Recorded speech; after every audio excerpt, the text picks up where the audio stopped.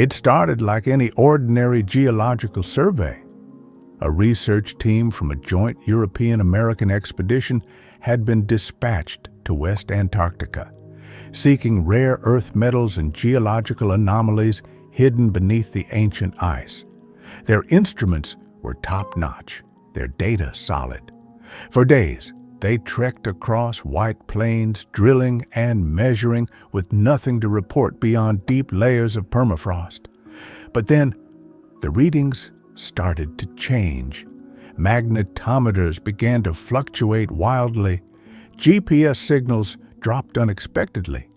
Compasses spun in erratic circles, pointing everywhere and nowhere at once. At first, the team attributed it to a localized magnetic anomaly. Nothing too unusual in this part of the world. Then came the sound, a low, pulsing hum, like the deep rumble of a thunderstorm far underground. It came and went unpredictably, felt more in the bones than heard with the ears. The ground didn't shake, but some claimed it resonated. When the team's equipment began to malfunction completely, thermal sensors shorted out, battery life drained instantly, they decided to set up a temporary base and investigate further.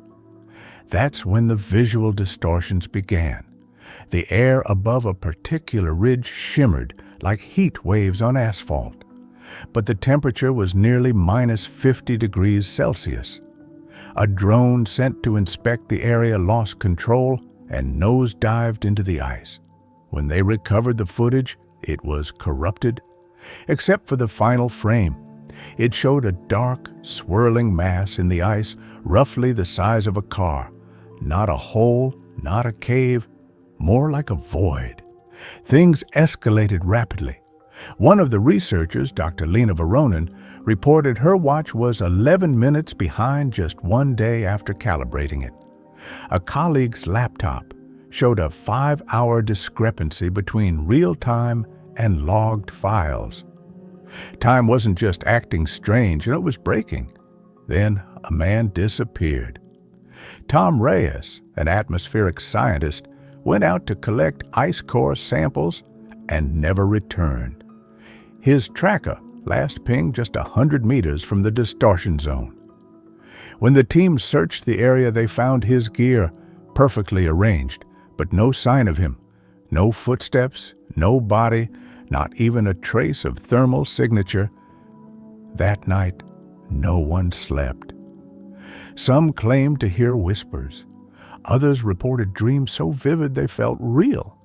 Dreams of falling into endless blackness, of stars spinning the wrong way. Dr. Voronin began mapping the phenomenon and found something unbelievable. The pattern of the magnetic distortion matched theoretical models of a miniature black hole. Of course, this was absurd. A black hole? On Earth? Impossible. And yet, the data didn't lie. Satellite images were requested, and the response from NASA was immediate and chilling. The data was classified. Within hours, the team was ordered to evacuate, but not before Dr. Voronin, against protocol, dropped a deep, penetrating probe directly into the anomaly. What it recorded in the final moments has never been officially released. Only one scientist from the team later spoke anonymously. He claimed the probe recorded gravitational lensing, bending of light inside the ice, and something else. The signal from the probe didn't just vanish. It continued, pulsing at regular intervals as if something on the other side was sending it back. To this day, the coordinates of that site remain redacted.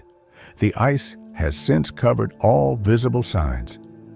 But whispers among the scientific community still circulate.